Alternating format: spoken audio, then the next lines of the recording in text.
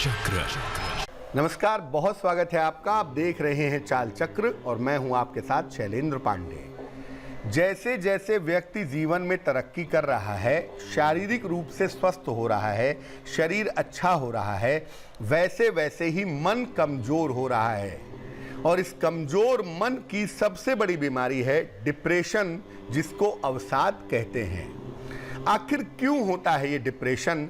Depression के कारण क्या हैं? और अगर आपको डिप्रेशन हो जाए तो इस डिप्रेशन को दूर कैसे किया जाए, आज इस विषय पर बात करेंगे।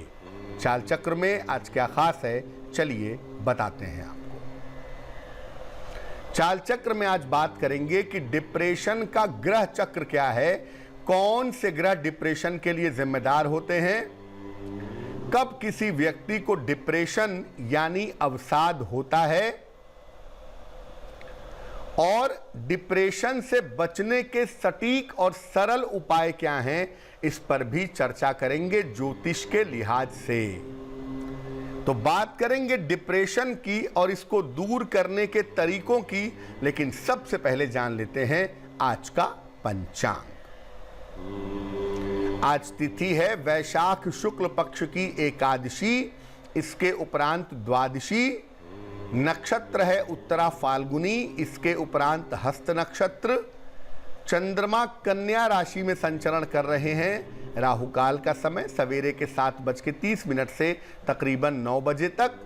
पूर्व दिशा की तरफ यात्रा करने की मनाही है, लेकिन अगर यात्रा करना जरूरी है, महत्वपूर्ण है आपके लिए, तो दर्पण में चेहरा देखकर, जरा सी मिश्री खाकर और भगवान का स्मरण करके यात्रा करेंगे तो मुश्किल से बचे रहेंगे।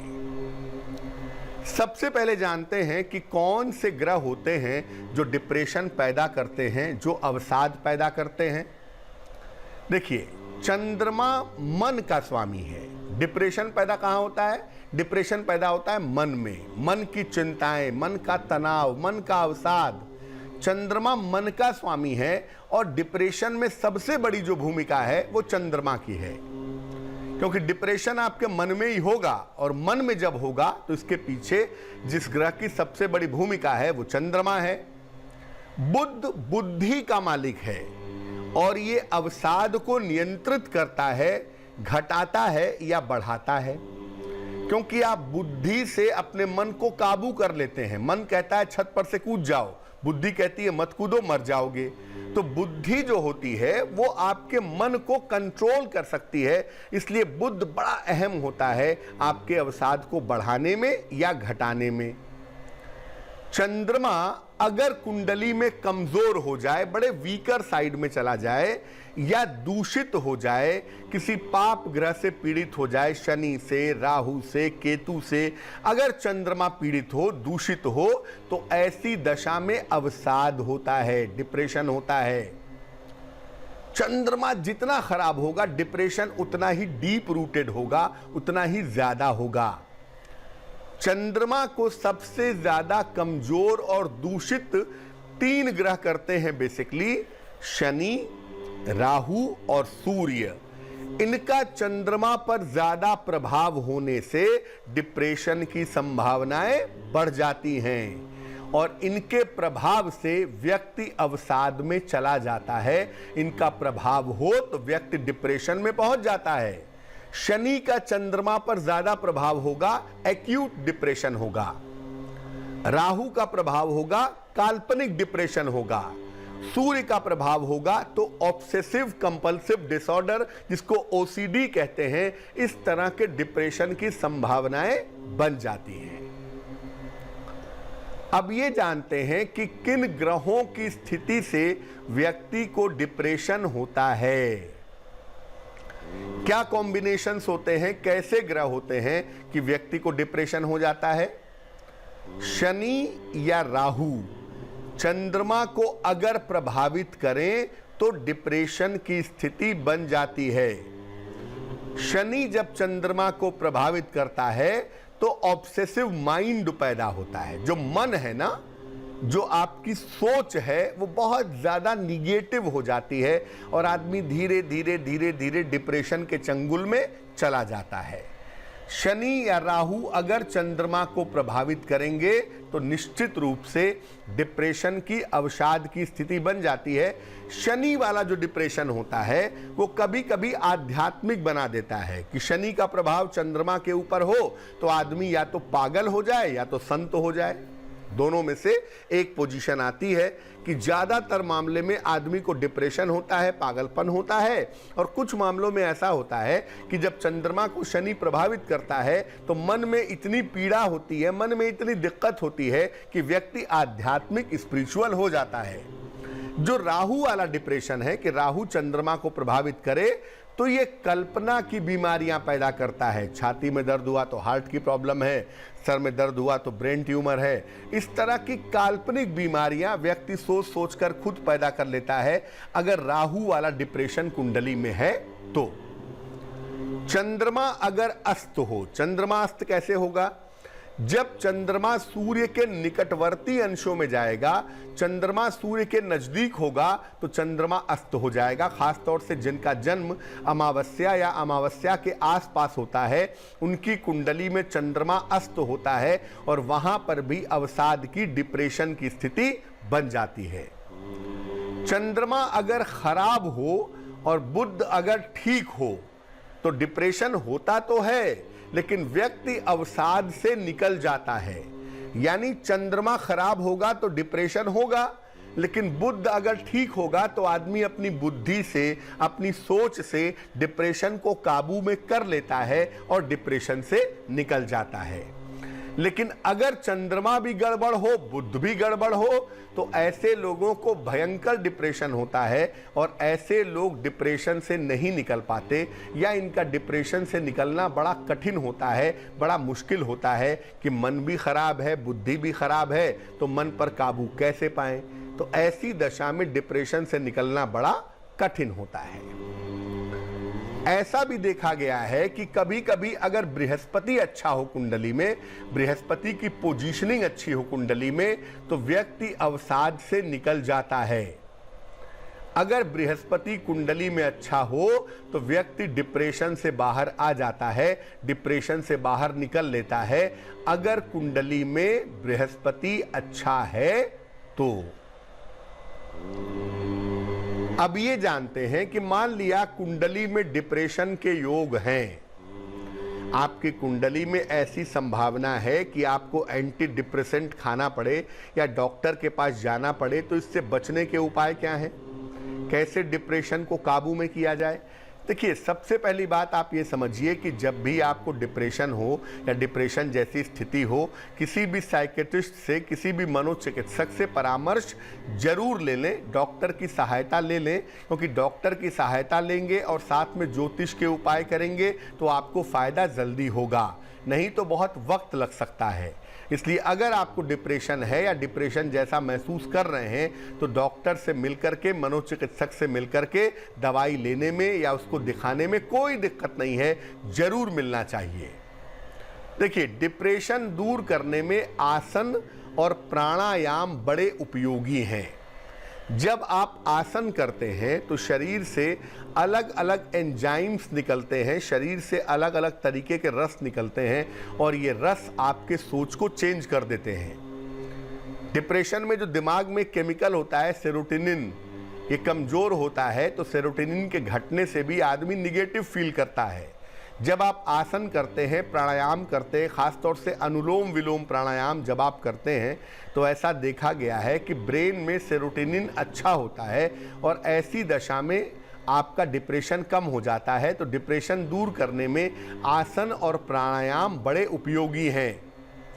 रोज सवेरे अगर आप सूर्य को जल अर्पित करें तो भी डिप्रेशन में निश्चित रूप से फ़ायदा होगा।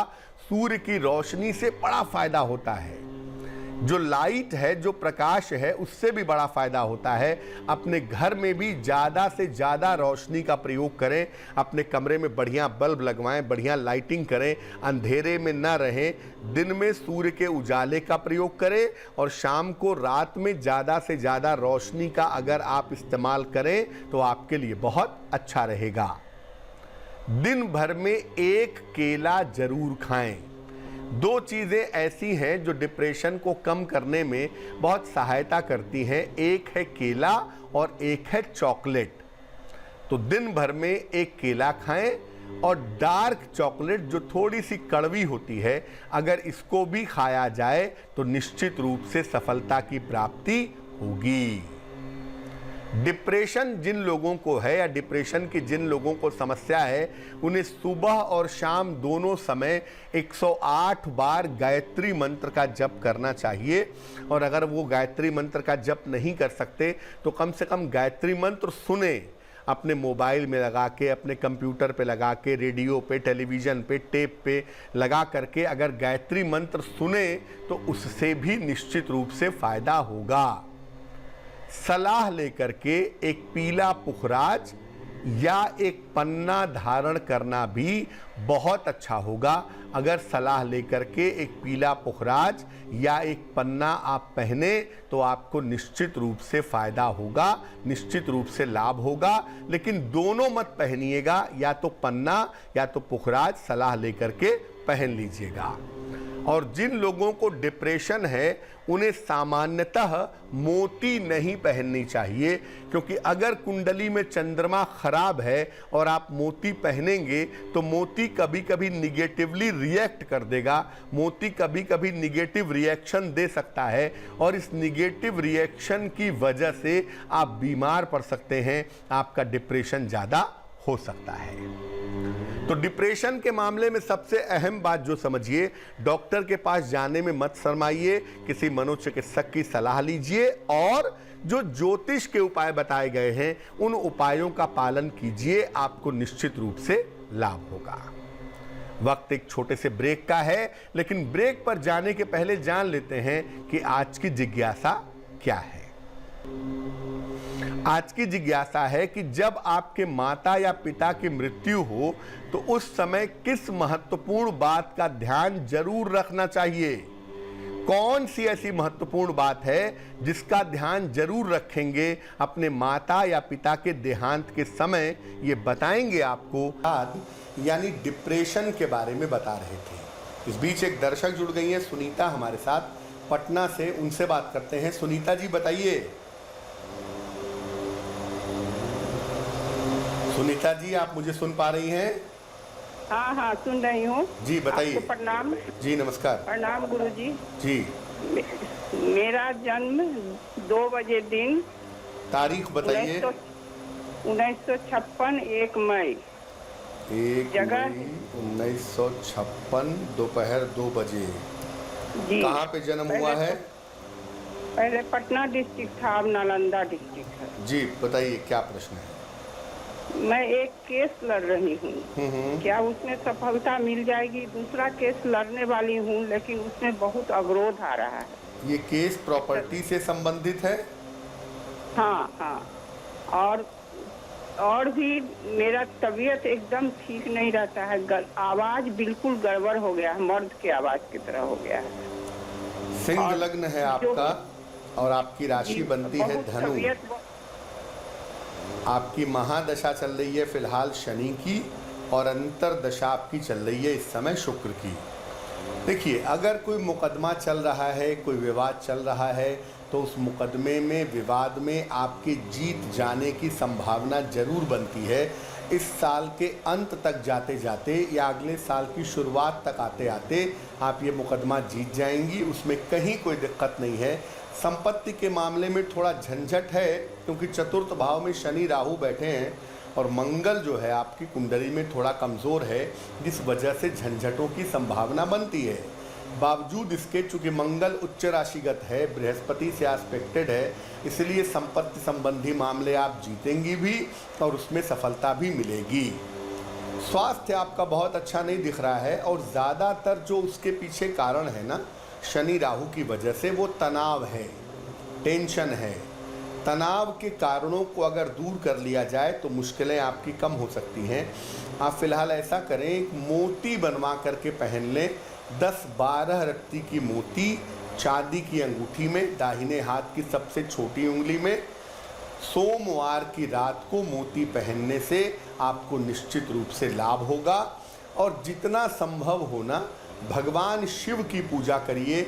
नमः शिवाय का चलते फिरते खाते पीते उठते बैठते अगर आप जप करती रहें तो आपके लिए बहुत अच्छा रहे।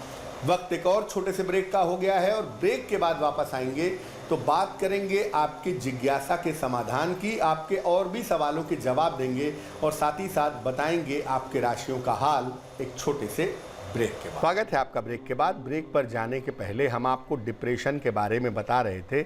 अब हम बात करेंगे आपके राशियों की, आपके सवाल का जवाब भी देंगे, लेकिन उसके पहले स्वस्थ रहने के सरल उपाय निरोगी भव में। अगर आप मुंह के छालों से परेशान हैं तो छोटी इलायची के दाने और मिश्री मुंह में रख कर के चबाएं या चूसें। ऐसा करने से आपको शीघ्र लाभ होगा। चलिए राशियों के सिलसिले की शुरुआत करते हैं। सबसे पहले मेष राशि। मेष राशि, करियर में व्यस्तता रहेगी, कार्यक्षेत्र में बदलाव हो सकता है, सेहत का ध्यान रखें। शुभ रंग लाल और भाग्य साथ निभाएगा 65%। वृष राशि, सेहत की समस्याएं हल होंगी, अचानक धन की प्राप्ति होगी, संतान की उन्नति हो सकती है। शुभ रंग सफेद और भाग्य होगा 75%। मिथुन राशि, करियर पर ध्यान रखें, धन की स्थिति में समस्या आ सकती है, भगवान शिव की पूजा करें। शुभ रंग हरा और भाग्य होगा 60%। कर्क राशि, प्रेम और रिश्तों में समस्या आ सकती है, अपने खान पान का ख्याल रखें, किसी मित्र का सहयोग प्राप्त होगा। शुभ रंग सफेद और भाग्य होगा 70%। सिंह राशि, दौड़ भाग बिल्कुल न करें, करियर की स्थिति ठीक रहेगी, अपने आराम का भी ध्यान रखें। शुभ रंग धानी और भाग्य होगा 80%।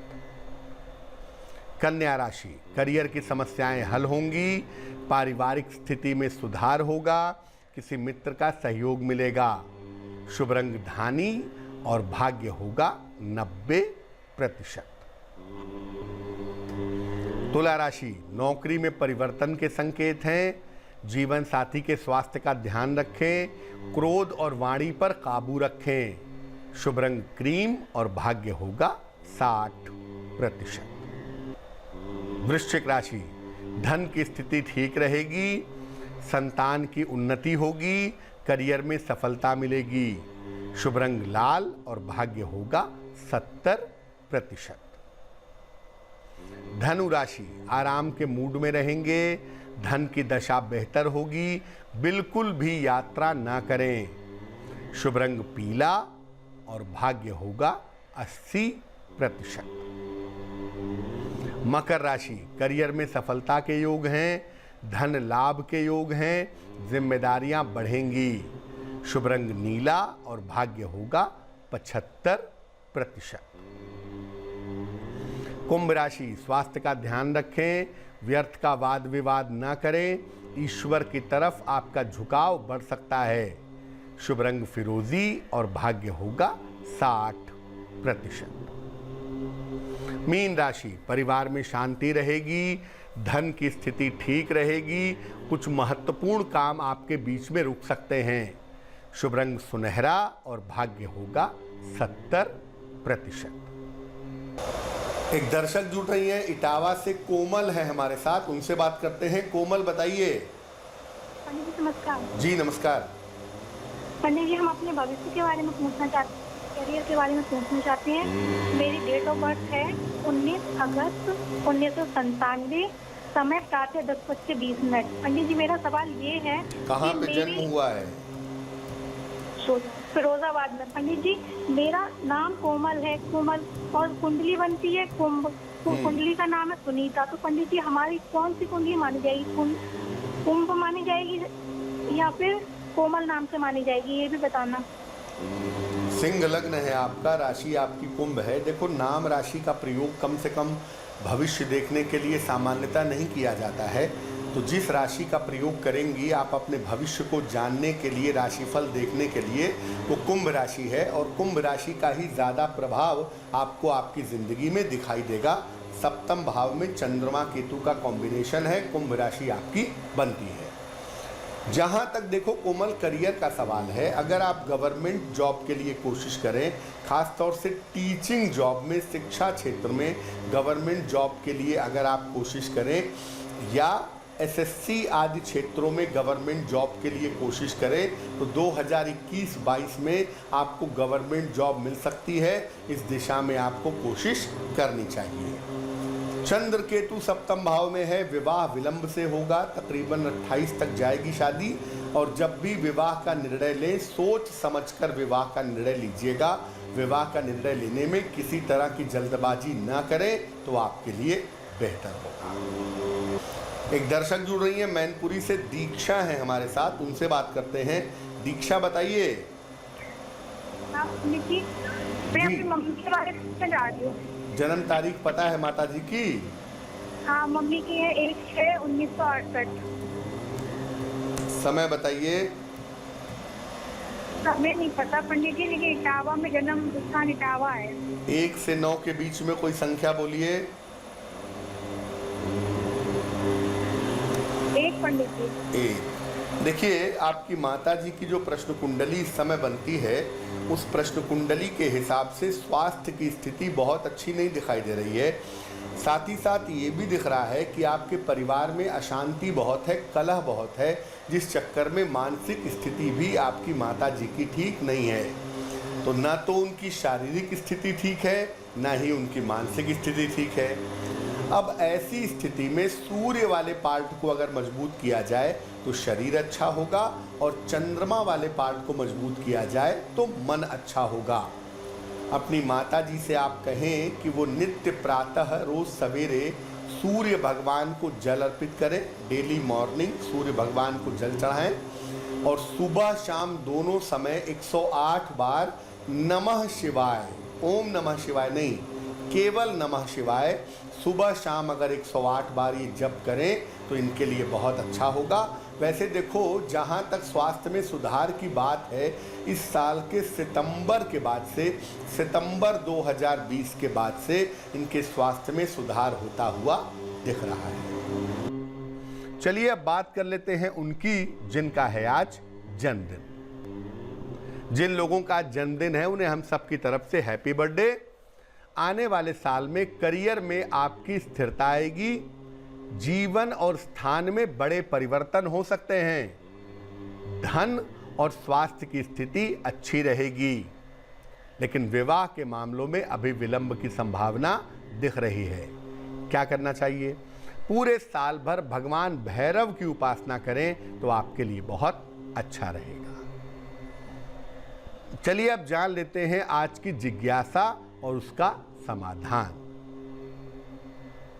आज की जिज्ञासा है कि माता पिता की मृत्यु के समय किस बात का सबसे ज्यादा ध्यान रखना चाहिए?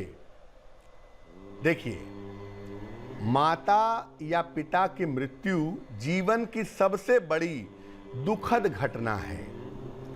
इनमें से किसी भी की भी मृत्यु हो जाए, माता की हो जाए या पिता की हो जाए, तो ऐसा देखा गया है कि जीवन में बुरे दिन शुरू हो जाते हैं, जीवन में संकटों की शुरुआत हो जाती है। इसलिए अगर माता या पिता में से किसी की भी मृत्यु हो जाए तो अगले 1 महीने तक अपना और अपने परिवार का विशेष ध्यान रखना चाहिए। अगले 1 महीने तक जीवन में बड़ी दिक्कतें आ सकती हैं। चलिए अब जान लेते हैं शुभ पहर का महत्वपूर्ण समय क्या है। आज का शुभ पहर है रात को 8 बजे से 9:30 तक। इस समय में नमः शिवाय का यथाशक्ति जप करें, जितना संभव हो जपें। आपकी मानसिक समस्याएं कम होंगी, आपका मानसिक तनाव दूर होगा। लेकिन ये उपाय शुभ पहर में ही करेंगे और वो समय होगा रात के 8 बजे से 9:30 के बीच में। तो आज के लिए चाल चक्र में बस इतना ही। स्वस्थ रहिए, प्रसन्न रहिए, अपना बहुत ख्याल रखिए। मुझे दीजिए इजाजत और आगे जरूर देखिए